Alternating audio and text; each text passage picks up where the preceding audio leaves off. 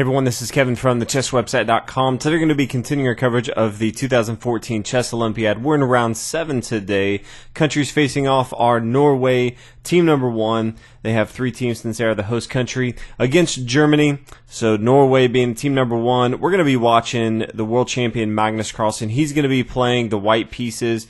His rating is 2877. His opponent with a rating of 2709 is the German Grandmaster Neidich. He's about 28 years old. He's a Grandmaster. He's a phenomenal player, so definitely very interesting match to watch. We'll go ahead and get started with Magnus Carlsen starting out with pawn to d4. We see knight to f6. We see the Queen's Gambit, so pawn here to c4. We're actually going to go into the Nimzo Indian defense. So a very strong defense from black, something that Magnus Carlsen obviously very, very familiar with, attacking from white. So interested to see kind of where this goes. Knight to f3, pawn here to c5, normal way for black to attack in this position. Pawn here to g3, Magnus Carlsen getting ready to fianchetto onto the king side, try to control these light diagonal squares. Castle on the king side, we see bishop here to g2 is kind of we talked about. Pawn taking here, knight recapturing here. These are all bookline moves, nothing out of the ordinary yet for both sides of the board. Pawn here to d5, striking the center, trying to maintain control of these light squares. We do see a capture and a recapture, and this knight right here on c3 is kind of pinned, so it's kind of awkward for white. He really wants to go ahead and castle on the king side so he doesn't have his knight pinned. He would like to either take with his knight or move his knight somewhere else and just not have to worry about this bishop here on b4 pinning it down.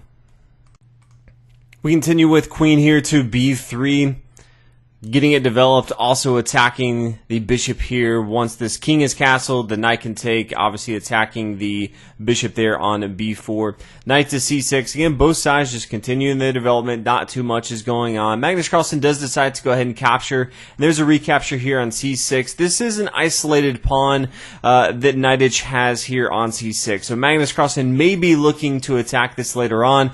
It is opening up for this outpost here on d5. Great central square for this knight here on d5. So Magnus Carlsen may want to go ahead and exchange that off the board once he castles and his knight's no longer pinned. But again, he's going to be eyeing down on this isolated pawn, especially since he has the light square bishop here. You can kind of eye down this long diagonal right here. So Magnus Carlsen decides to go ahead and castle over here, and now we see the queen come down here to a5, adding a little bit more support on this bishop here on b4. The knight to e4. Again, Magnus Carlsen just waiting for his opportunity to go ahead and move this knight right here, because it was being pinned down. So if we kind of look at what both sides are looking to do, black has almost completed his development. He needs to get his light square bishop involved into the action. He needs to protect his isolated pawn here on the c file. He has a pretty good pawn structure. He needs to make sure that all of his pieces are really protecting one another. He needs to get his rook involved. He can bring his rook over here to d8, controlling this long file. Bring his rook over here if he wants here to b8, controlling the semi-open file. White, on the other hand, has a few things he needs to do. Magnus Carlsen really needs to get his pawn here on e2 activated. You want to be controlling the center of the board with your pawn, so pawn here to e4 eventually needs to come for Magnus Carlsen. He needs to continue to control these light squares with this bishop here on g2, and then get his dark square bishop out involved into the game. Then bring his rooks over. He can bring his rook over here to e1, protecting his central pawn, which is going to be very, very powerful. Or he can bring his rooks over involved if he wants to bring it to c1. This could be a strong move, attacking this entire semi-open file with the square here on c6. Or if he wants to get a little bit more aggressive and play rook here to d1 later on, trying to control this long file, that may work as well. So that's, again, we're approaching the middle game, and that's kind of what both sides are going to be looking at as they develop into the middle game. We now see the bishop come here to a6, again developing those pieces as we talked about. It is kind of blocked off from e6, and bringing it here to b7 isn't really going to do anything. So really the only logical square for Neidich to bring his bishop to. We see the queen come back here to c2, and then pawn here to h6, just kind of blocking off this opportunity for Magnus Carlsen to bring his knight over here to g5. Just doesn't want to deal with it. Again, there's not too many great moves for black right now, so he's kind of in the waiting game. He does play pawn here to a3, and this is better. You know, you may look at this board and say, well, you know, the queen can just take here on c6. Yes, he is kind of leaving his pawn here on e2, which is definitely going to be bad. You definitely don't want to give up this central pawn right away for Magnus Carlsen. But it's actually a lot worse if he were to try to play queen here, taking here on c6, because rook to c8 is actually devastating. White's going to lose his queen. There's no way for White to really hang on to this queen. He could try queen here to d7 so it doesn't get captured right away. But then from here, we can just see the bishop to b5, adding more pressure. Now if the queen, if we kind of look at all the different moves, he could come back here to queen to b7, but now rook to b8, and that's kind of all she wrote for the queen. So Magnus Carlsen not going to fall for that. He decides a little simpler move, and that is just the pawn here to a3. The bishop's forced to go back here to e7. Magnus Carlsen starts to be a little bit more aggressive, pushing forward with pawn here to b4. The queen to b5, still trying to be active. Not many great squares unless he wants to be pretty defensive and bring his queen back here. Magnus Carlsen, rook here to e1. He doesn't want to have his queen being the only piece protecting this pawn here on e2, so he brings his rook over to add support to that. Queen here to c4, a little bit more of an aggressive square for the queen. Queen back here to b2. Magnus Carlsen not ready to give up his queen, since again he is white. He does have the advantage so far in the game. Pawn here to c5 is an interesting move. If we kind of come back and look at what Magnus Carlsen wants to do, this square right here is a great outpost for him.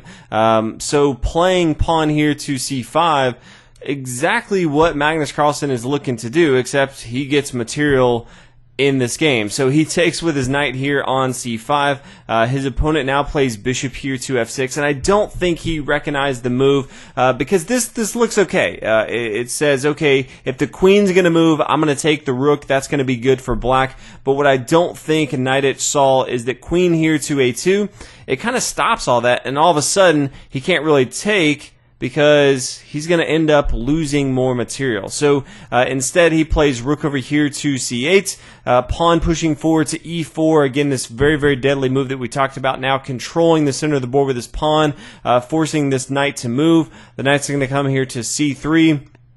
Magnus Carlsen decides to go ahead and exchange off the board, but then pawn here to e5, and all of a sudden, Magnus Carlsen is in complete control. He now is up a pawn in material, and his opponent is trying to figure out where things went wrong. He has a nice little outpost here on c5. So things, as we are in the middle game, are definitely looking very, very good for the world champion Magnus Carlsen.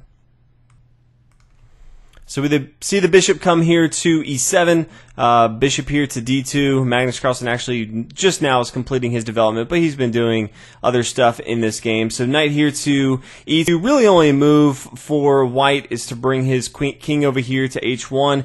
He doesn't want to have to do any sort of windmill where this knight just moves all over and the bishop has undiscovered checks there. So we see the knight come back here to d4. Rook over here to c1, again the aggressive square to control this long file right here. Bishop here to d5. Magnus Carlsen is completely okay exchanging off material. He's up in material, so if he can just get down to the end game, he's gonna have the advantage and he can easily win this game. The only thing he does have to be aware of in this particular case is his opponent now has a passed pawn. So this pawn here on d5, it can eventually be a problem. If Magnus Carlsen just lets it be, it can start to push forward. Knight may want to bring a rook over here to d8, or even this one to d8. Kind of as reinforcements for this pawn start to push forward. So that's kind of the game plan that Knight has if he wants to have some sort of comeback in this game. We now see Magnus Carlsen play knight here to d7, opening up the c file if Knight decides he wants to exchange, also attacking this knight here on f8. Knight decides he does want to exchange. This is going to be completely okay with Magnus Carlsen, as we talked about. He's trying to get down to no material on board because he does have the pawn advantage. Now rook over here to d8, the knight's going to come back here to c5, but this is a great square for this knight. If Knight decides he wants to go ahead and take this knight off the board, that's going to be fine. Magnus Carlsen can have a pretty active rook if he wants to around c5. He can also just take back with his pawn here on c5, and that gives him an isolated pawn, pass pawn at that, so that's going to be good as well. So a lot of different options, which is exactly what happens. So the bishop takes here. Magnus Carlsen decides to take with his rook. Again, I think it maybe poses more threats if he takes with his pawn, but taking with your rook again is going to be completely fine. He's still up in material. His opponent now plays knight here to f3, and this is a very interesting spot in the game because this is a pretty aggressive knight. It's now attacking both the bishop and the pawn here on e5, and how Magnus Carlsen defends this is going to determine how the rest of the game plays out. And Magnus Carlsen, I think, actually chooses